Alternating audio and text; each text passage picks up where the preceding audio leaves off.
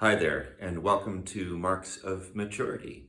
I'm excited to begin this new season together with you, and I wanted to take a look at 1 Corinthians chapter 13. You know, that famous passage that we tend to read at weddings. By the way, I'm all for that. I know it's not specifically written for weddings, but I think it is appropriate to talk about the nature of love. Anyway, it starts off with listing off a variety of things that without love, they become meaningless.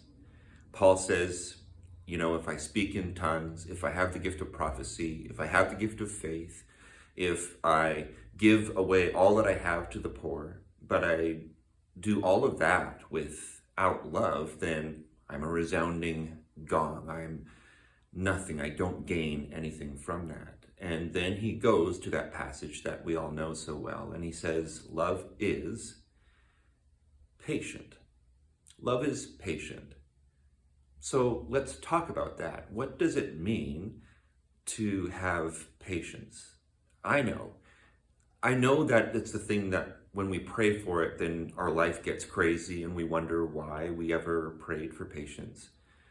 But I see patience as something so essential to us becoming mature followers of Jesus.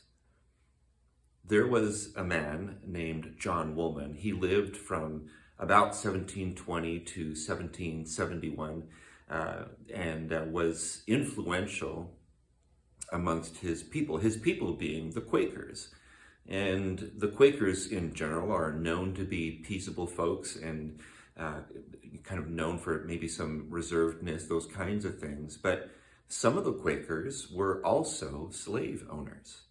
And so John Woolman approached them not with bombastic preaching or any kind of radical movements, but rather continuing to come to them, asking them how owning other people affected their own faith, affected their own Christianity. He spent a lifetime advocating for the rights of slaves and calling his people to understand them as being equals rather than something to be owned or someone to be owned. I find his story to be so compelling, but in the midst of all that, he was patient. He understood the long game there and pursued that like no other. I also see that God is patient with us. We know that God is love and love is patient.